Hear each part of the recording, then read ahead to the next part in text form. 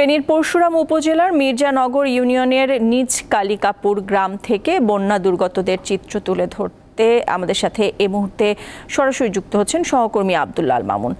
মামুন, দুর্গতরা এখন কি ধরনের সমস্যার সম্মুখীন হচ্ছেন, যেহেতু তারা ফিরে যাচ্ছেন, তাদের পুনর্বাসনের জন্য আসলে কর্তৃপক্ষের পক্ষ থেকে কি ধরনের পদক্ষেপ নেওয়া হয়েছে সে বিষয়ে জানাবেন।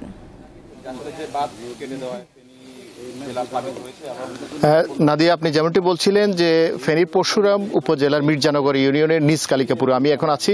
আমার পেছনে দেখা যাচ্ছে যে এটাই ভারতের বিলোনিয়া রাজ্য, আর ওখানে যে চেকপোস্টটা দেখা যাচ্ছে সেটা হলো বিএসএফ এর চেকপোস্ট, ওইখানেই সীমান্ত।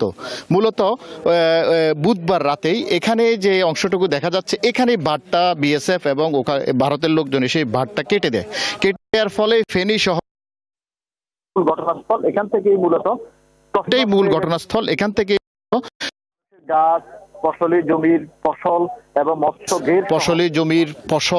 এবং মৎস্য ঘের সহ মানুষের ঘরবাড়ি একদম তছনছ হয়ে গেছে।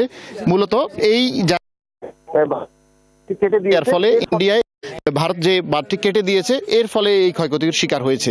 এখন এই বাঁধটি আমরা এখানকার যে স্থানীয় বাসিন্দা আছে তাদের বিএসএফ একইভাবে আরেকবার বাঁধ কেটে দিয়েছে, তখনও ফেনী মোটামুটি বন্যার কবলে পড়েছিল।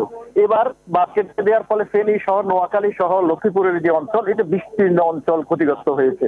আমরা এখানকার যে বাসিন্দা তাদের সাথে আমরা কথা বলেছিলাম, তারা আমাদেরকে এটুকুই বলেছে যে এই বাঁধটাকে যদি টেকসই ভাবে বাঁধ নির্মাণ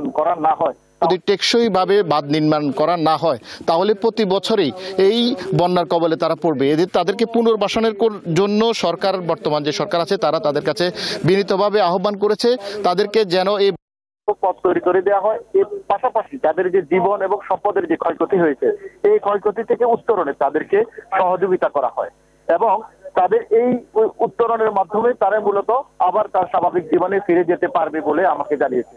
এই ছিল ফেনীর পরশুরামের নিজ কালিকাপুর থেকে বন্যা পরিস্থিতির সর্বশেষ। দর্শক, ফেনীর বন্যা পরিস্থিতির খবর জানছিলাম।